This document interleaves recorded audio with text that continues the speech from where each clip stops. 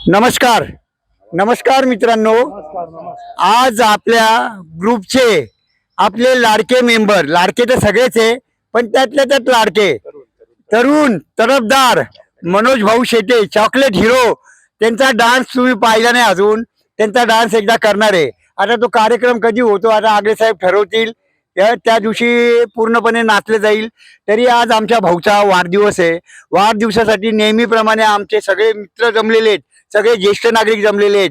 तरी आता त्यांचा वाढदिवसाचा जो कार्यक्रम आहे तो सादर करण्यासाठी आमचे प्रवक्ते सन्माननीय अरुण भाऊ देशपांडे हे आता आपल्याला सगळं त्यांच्याविषयी सांगतील आणि मग त्यानंतर कुलदर साहेब ज्यांचे नावं सुचवतील काय, तर त्यानंतर मग ते लोक त्यांना शाल श्रीफळ देऊन सत्कार करतील व पुढे नेहमीप्रमाणेच पिण्याचा नाही खाण्याचा कार्यक्रम आहे तर तो पूर्णपणे आम्ही करणार आहोत. तरी आता आमचे भाऊ अरुण भाऊ हे बोलतील. बोला देशपांडे सर. हॅलो, नमस्कार मित्रांनो. जय हो जय हो जय हो. आपल्या ग्रुपमध्ये आज मनोज भाऊ शेटे यांचा 56वा वाढदिवस आहे. 55 पूर्ण आणि 56 चालू. वा वा. लहानपणी गरिबीतून माणसाला कसं स्ट्रगल करावं लागतं. आपल्या लहानपणी तर सगळ्यांच्या परिस्थिती गरीबच होती. त्यातल्या त्यात ह्या माणसाने आयुष्यात प्रचंड स्ट्रगल केलेला आहे. ह्या माणसाकडे पाहून तुम्हाला वाटणार नाही आज टापटीप गुलाबी हिरो दिसतो, परंतु आयुष्यात अतोनात कष्ट. लहानपणी पुण्याचा जन्म, पुणे येथे आजोळी त्यांचा जन्म झाला. त्यानंतर पूर्ण शिक्षण ग्रॅज्युएशन नाशिकमध्ये केलं. नाशिकमध्ये जुन्या नाशकात राहत असताना 3 भाऊ, म्हणजे यांना अजून 2 भाऊ आणि आई वडील असे भाड्याच्या घरात राहत असताना यांचे वडील फक्त भांड्यांवर नावं टाकायचे, व्यवसाय करायचे, 10 पैसे 20 पैसे मिळायचे.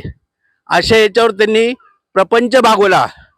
हे 10वीला गेल्यानंतर यांनी परिस्थितीची जाणीव ओळखली आणि टापारिया टूल्सला कामाला लागले. टापारिया टूल्सला अक्षरशः प्रचंड भट्टीवर यांना काम करावं लागायचं. माणूस तांबडा लाल पडून जायचा. असं करत असताना सुद्धा शेवटी माणसाची परीक्षा पाहते नशीब सुद्धा. तर तिथे 7 महिने काम केल्यावर ते कंपनीचा स्ट्राईक झाला. स्ट्राईक झाल्यानंतर फक्त 26 पोरं परमनंट केले, यांना घरी बसवलं. शिक्षण घेत असताना अशी परिस्थिती निर्माण झाली. शेवटी यांनी 7 वर्ष गंगापूर रोडला पहाटे 4ला उठून देशदूत आणि गावकरी पेपर वाटायचे. अशोक स्तंभ ते आनंदवल्लीपर्यंत पेपर वाटायचं काम केलं 7 वर्ष लहानपणी. त्यानंतर एका कंपनीत लागले, टर्नर फिडरचं काम शिकले. त्यानंतर हळूहळू प्रिंटिंग व्यवसायाकडे गेले. आयुष्यभर प्रिंटिंग व्यवसाय केला आणि अतिशय उत्तम. तेव्हा सिडकोचं घर घ्यायला पैसे नव्हतं. त्यांचे वडील 10-10 20-20 पैसे आईला द्यायचे. आईने ते एका डब्यात साचवले. तर त्यांना मामाने सांगितलं सिडकोत स्कीम चालू झाली, तू फॉर्म भरून टाक. त्यांच्या आईने तो गल्ला फोडला. ऐका मित्रांनो, फक्त त्याच्यात 99 रुपये निघाले. फॉर्म होता 100 रुपयाला. मामाकडून 10 रुपये उसने घेतले. तो सिडकोचा फॉर्म भरला. 5000 रुपये इकडून तिकडून तिथे गोळा केले. त्यांना सिडकोचं घर मिळालं. आई वडिलांचा आशीर्वाद, ते घर आहे अजून त्यांना. त्या घरात ते व्यवस्थित आनंदात राहत आहेत. त्यांना एक मुलगा आहे आणि तो मुलगा विशेष म्हणजे अबुधाबी येथे सर्व्हिसला आहे. एवढं प्रचंड त्यांनी कष्ट केलं आयुष्यात आणि आज अतिशय आनंदात राहतात. त्यांचं पुढील आयुष्य आपल्या सर्वांच्या आशीर्वादाने अतिशय आनंदात उत्तम आरोग्यमय जावो. आपल्या सर्व जय हो ग्रुपतर्फे त्यांना वाढदिवसाच्या हार्दिक शुभेच्छा, हार्दिक शुभेच्छा, हार्दिक शुभेच्छा. जय हो जय हो जय हो. आता आज वाढदिवसानिमित्त आपल्या जय हो ग्रुपतर्फे त्यांचा सत्कार मगन निकम साहेब करतील, शाल देतील.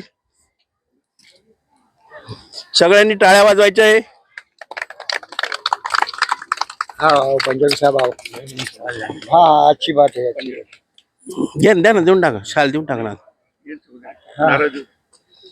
ते काय भोजपुरीकर आपल्यात नवीनच सामील झालेले भोजपुरीकर साहेब त्यांना श्रीफळ देऊन त्यांचा सत्कार करतील. आमचे चांगले मित्र भोजपुरीकर साहेब हे त्यांना श्रीफळ देऊन सत्कार करत आहेत. पंजाबी साहेब सुद्धा त्यांच्या वतीने स्वतः शाल आणून त्यांचा सत्कार करत आहे. तो स्वीकारावा त्यांनी. हा टाळ्या वाजवा. थांबा थांबा थांबा डाल तू ना उधर ही खडे रहो. द्या बुकेला हात लावा. वा वा वा. वा वा वा वा वा. जय हो जय हो. जय हो जय हो. धन्यवाद धन्यवाद. धन्यवाद. पॉज कर पॉज.